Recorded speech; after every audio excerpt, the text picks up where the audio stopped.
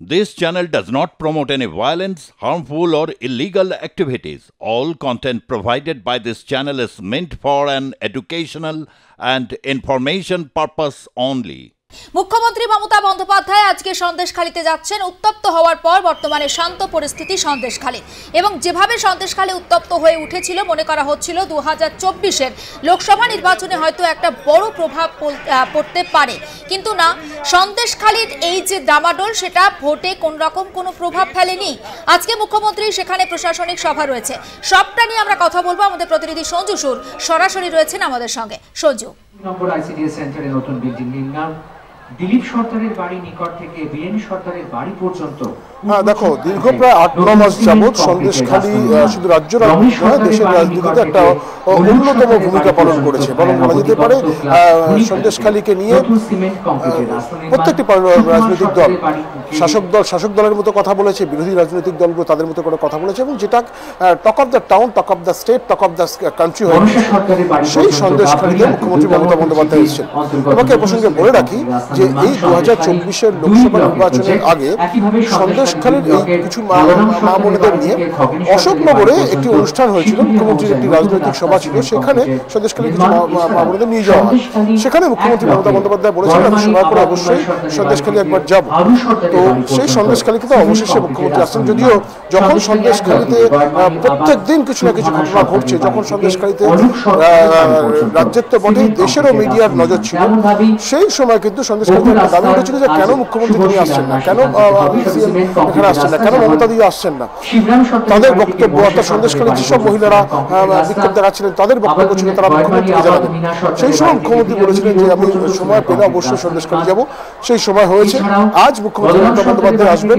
আমার পিছনে মঞ্চ তৈরি হয়ে গিয়েছে একেবারে। পশ্চিমবঙ্গের মাননীয় মুখ্যমন্ত্রী মমতা বন্দ্যোপাধ্যায় এখানে বেশ কিছু প্রকল্প, সন্দেশখালী 1 এবং সন্দেশখালী 2 ব্লকের এবং তার সঙ্গে সঙ্গে বসিরহাটের বেশ কিছু প্রকল্পের শিলান্যাস করবেন এবং শুভ সূচনাও করবেন। অর্থাৎ এর আগে উত্তর 24 পরগনা জেলার এই অঞ্চলের জন্য যেসব প্রকল্পের শিলান্যাস তিনি করেছিলেন তার শুভ সূচনা আজকে হবে। আর নতুন করে প্রায় 10.2 কোটি টাকার প্রকল্পের নতুন শিলান্যাস মুখ্যমন্ত্রী মমতা বন্দ্যোপাধ্যায় করবেন। একটা জিনিস পরিষ্কার, সন্দেশখালী লোকসভা নির্বাচনে এই এলাকা বসিরহাট লোকসভা, তার মধ্যে পরে সন্দেশখালী, প্রায় 3.5 লক্ষ ভোটের ব্যবধানে তৃণমূল কংগ্রেসের যিনি প্রার্থী ছিলেন হাজী প্রয়াত, তিনি জয়লাভ করেছিলেন। ফলে একটা বিষয় তখন পরিষ্কার হয়ে গেছিল যে সন্দেশখালীকে নিয়ে যে হাইটটা বিরোধী রাজনৈতিক দলগুলো তুলেছে সেটা আখেরে হয়তো বা একটা ছোট ছোট ব্লকে বা ছোট ছোট পকেটের মধ্যে সেটা ছিল। সার্বিকভাবে সম্পূর্ণভাবে সন্দেশখালী তার এফেক্ট হয়তো পড়েনি। অন্তত ভোটের ফলাফল যদি বিশ্লেষণ করা যায় তাহলে এটা বলা যেতে পারে। আজকে মুখ্যমন্ত্রী মমতা বন্দ্যোপাধ্যায় এখানে আসছেন। আমি এই মুহূর্তে যেখানে দাঁড়িয়ে আছি, অর্থাৎ এই যে যেখানে মঞ্চ করা হয়েছে, এটা হচ্ছে দাড়ির জঙ্গল বলে একটি জায়গা। অর্থাৎ ধামাখালী একটা দিকে, ধামাখালী থেকে নদী পেরিয়ে এই জায়গাটা আসতে হয়। আমার মনে আছে আমি সন্দেশখালী যখন ঘটনা প্রবাহ হচ্ছে সেই সময় এসেছিলাম, একটা জায়গা থেকে একেবারে নদীর পাড়ে চলে আসি। সেখানে সম্ভবত আপনজিপাড়া বা বাড়ি এরকম করে একটা জায়গা হবে, আমি এই মুহূর্তে রিকল করতে পারছি না জানতাম না। তো সেখান থেকে আসার পরে নদীর পাড়ে আসি, নদীর পাড়ে আসার পরে সেখান থেকে দেখা যায় যে উল্টো দিকে, অর্থাৎ এখন যেখানে দাঁড়িয়ে আছি এটাই সেই দাড়ির জায়গা। এখানেই শেখ শাহজাহানের নামে অনেক অভিযোগ ছিল, বিভিন্ন জমি জমা শেখ শাহজাহান এই দাড়ির জঙ্গল মৌজার মধ্যে বেশিরভাগ জায়গাগুলো ছিল, সেগুলো সে জবরদখল করেছে। যদিও তুমি জানো যে সন্দেশখালীর যখন ঘটনা প্রবাহ ঘটছে সেই সময় মুখ্যমন্ত্রী মমতা বন্দ্যোপাধ্যায়ের নির্দেশে রাজ্য সরকারের পক্ষ থেকে ভূমি রাজস্ব দপ্তর তারা প্রত্যেকে যাদের যাদের জমি নেওয়া হয়েছিল বলে অভিযোগ করেছিলেন, তারা যদি তাদের কাগজপত্র সঠিকভাবে দেখাতে পেরেছে তাদের সকলের জমি ফিরিয়ে দেওয়ার ব্যবস্থা করেছে।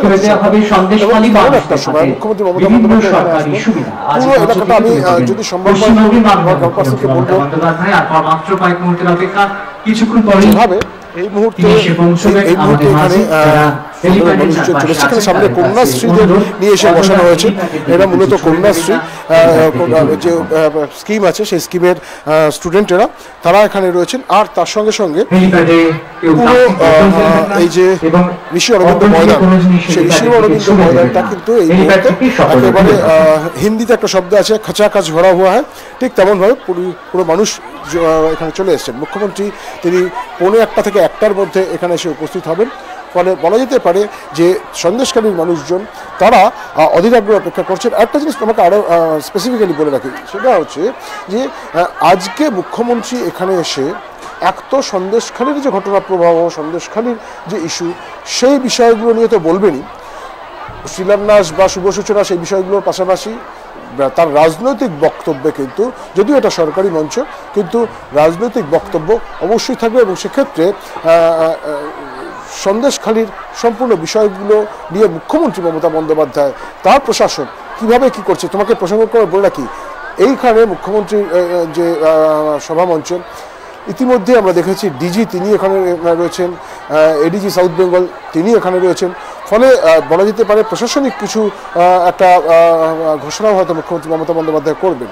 এমনিতে সন্দেশখালীর এই যে অঞ্চলটা এই মুহূর্তে আছে একটি দ্বীপের মধ্যে, যেটা তোমাকে আগে দাড়ির জাঙ্গাল বলে জায়গাটার নাম, ফলে এখানে আসা যাওয়ার একটা সমস্যা তো আছেই, কিন্তু তা সত্ত্বেও রাস্তাঘাট সব কিছু রয়েছে, বিদ্যুৎ রয়েছে, পানীয় জল রয়েছে, সব মিলিয়ে মুখ্যমন্ত্রী তিনি নতুন করে কি ঘোষণা করেন। পাশেই এখানে হেলিপ্যাড করা রয়েছে, সেই হেলিপ্যাডে তিনি আসবেন এবং নামার পরে তারপরে এই মঞ্চে এখানে আসবেন।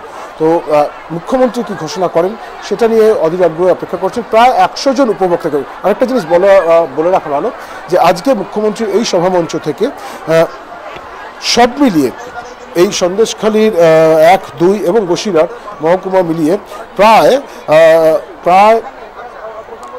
20,000 মানুষকে পরিষেবা প্রদান করবেন এবং সেক্ষেত্রে এই যে মঞ্চ আছে সেই মঞ্চ থেকে প্রায় 100 জনকে, প্রতীকী 100 জনকে মুখ্যমন্ত্রী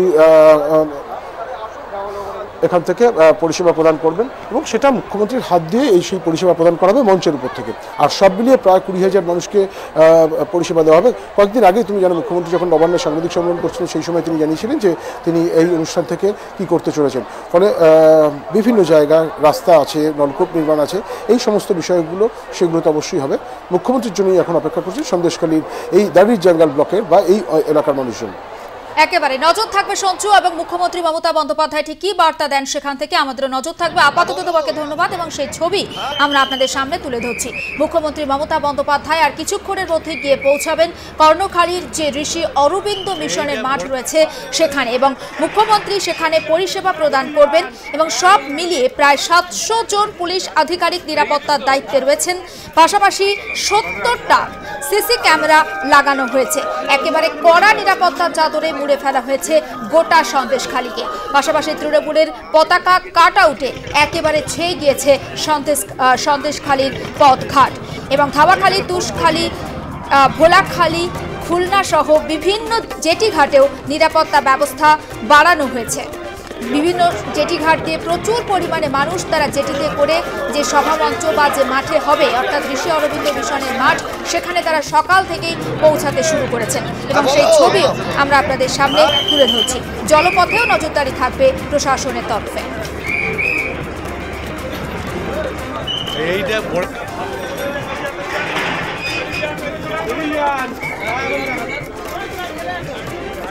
বেরিয়ে গেছিস তো?